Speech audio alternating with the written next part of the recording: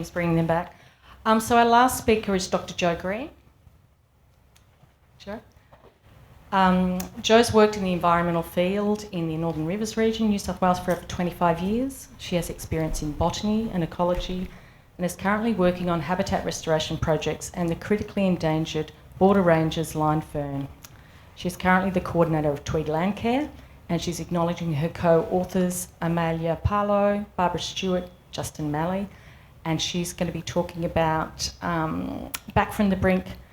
I'll let you pronounce the species name.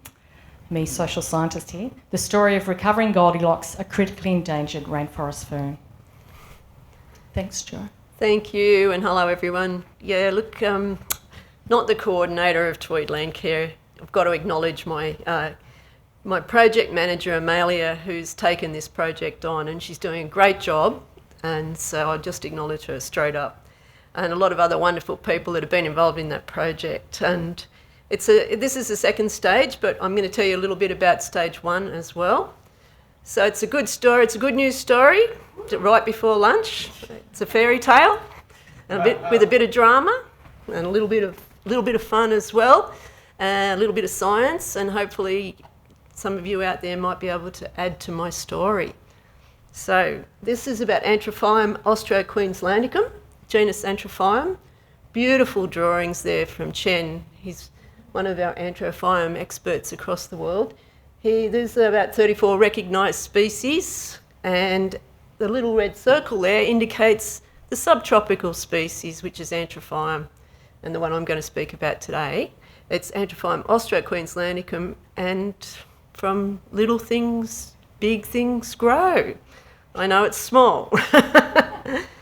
So like any fern, it's got two stages to its life cycle: a sporophyte generation and a gametophyte generation. So just introducing one of the characters in the story here. Remember that, there might be an exam on it later, but probably not.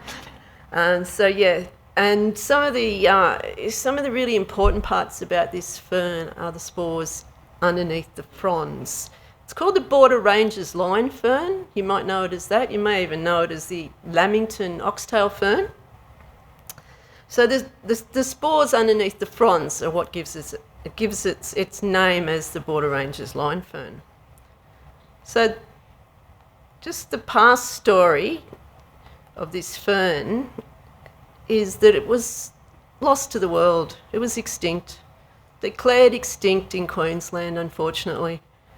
It was found at Blue Pools in the Lamington area in about 1983, something like that. There was 5 plants in a rock. But we've got people that like to collect ferns, and because of that, it was actually just declared extinct and thought lost. Luckily though, Louis Webber, who some of you will know very well, found some in the Tweed in 2015. Just a few plants on a rock. And Justin Malley found some in Byronshire in 2020. Still extinct in Queensland at this stage. And so I guess the reasons for rarity were linked to where it's found. And this is pretty much why it earned the name of Goldilocks. It likes specific conditions on andesite rocks, which is a type of basalt rock. And so poor old Goldilocks, because it likes just these specific conditions right near a stream, often on the south side of a rock, and near the water. So that makes it difficult because we have high flows in some of those areas. So it's a fairly narrow niche for this little subtropical plant. In 2021-23, there was a cross-border partnership evolved. And this is kind of linking back to what Caroline was saying earlier about bringing together a recovery team as such, a project management team in this case. And we had people from Queensland Government and New South Wales National Parks and Wildlife, Queensland Parks and Wildlife, all came together with Landcare to come up with a funding application. They put it in and we were successful. And that's where I came into the story as a project manager in stage one. So then so just to give you an idea of where it occurs and a bit of there's a big line across the middle of the map there. That's called the Queensland-New South Wales border, which we've learned a lot about in recent years with COVID.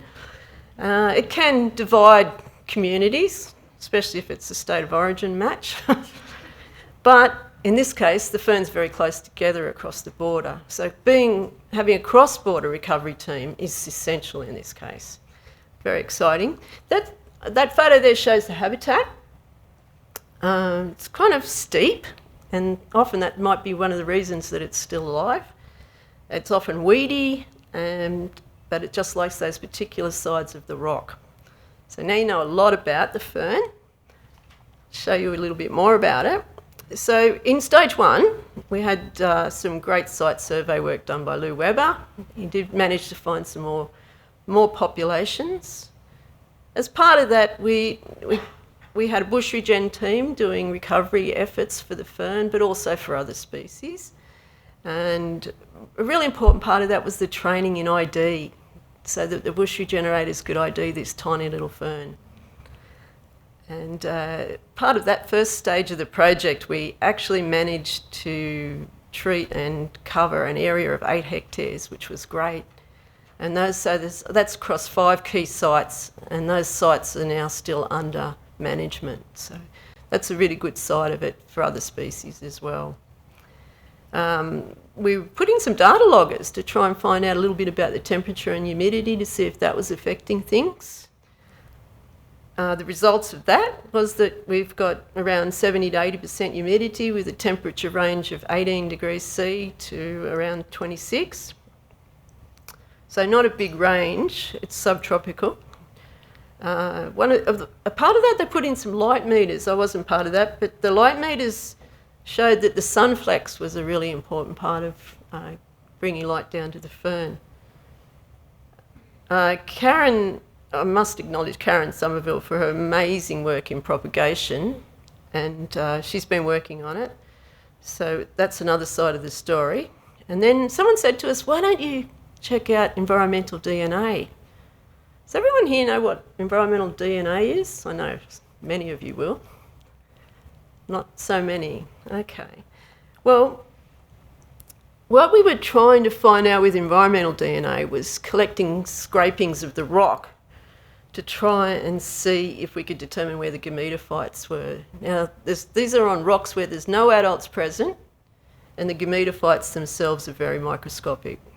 So hard to see without a microscope. So what did we find out from that? We collected field positive samples. So reference samples first of all to determine the DNA, and then field positive samples, and then a whole lot of unknowns. And we got a lot of different results. The really exciting thing about that was that we collected from blue pools where it was still thought to be extinct, and we found DNA. So from there, we thought we've got to get more funding for this, and that's what happened. So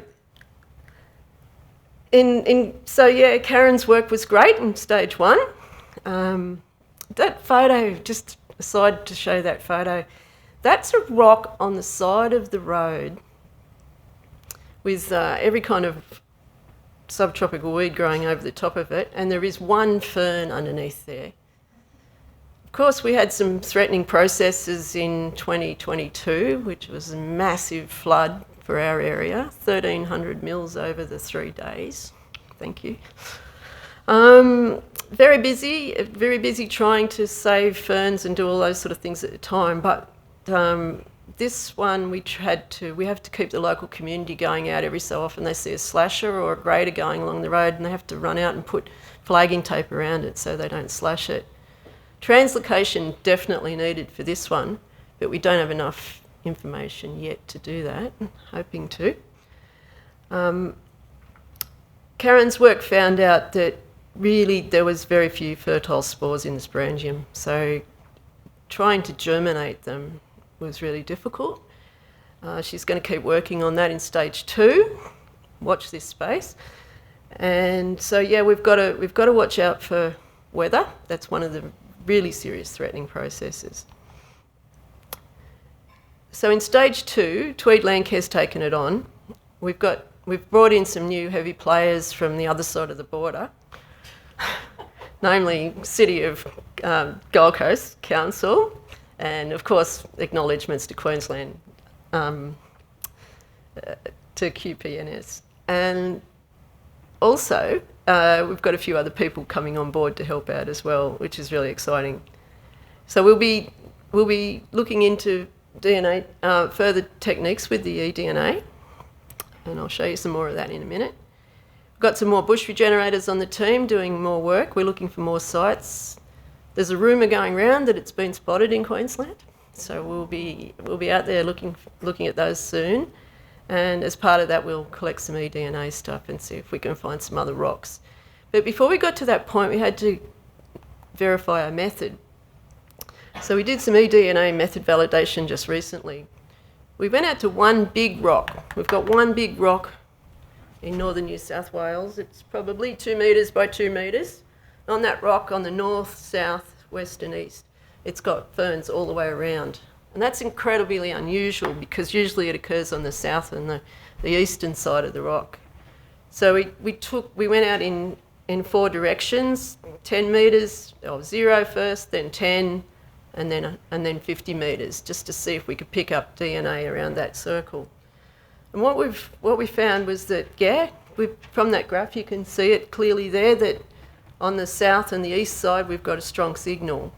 So we're thinking that we can actually get a high crossing point there, and our detection point will be pretty low.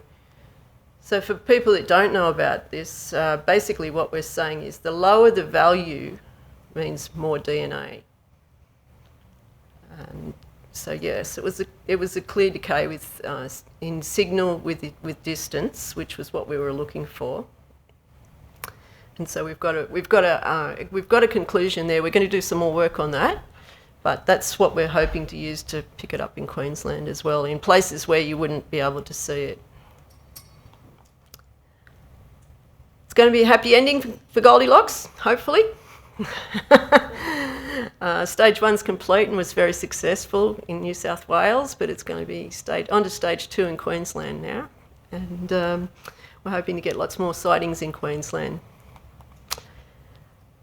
And more acknowledgements there. So Malia Palu, as I said, Barbara Stewart was in stage 1, Justin Mully for National Parks and Wildlife for his great work, and Karen from the Botanic Gardens Sydney for her great work, Lou Webber from Altitude Ecology for his endeavouring to find new populations, and our regenerators, Bailey Environment and Bushland Restoration Services, and of course the Queensland Parks and Wildlife Service, Australian Network for Plants Conservation and City of Gold Coast.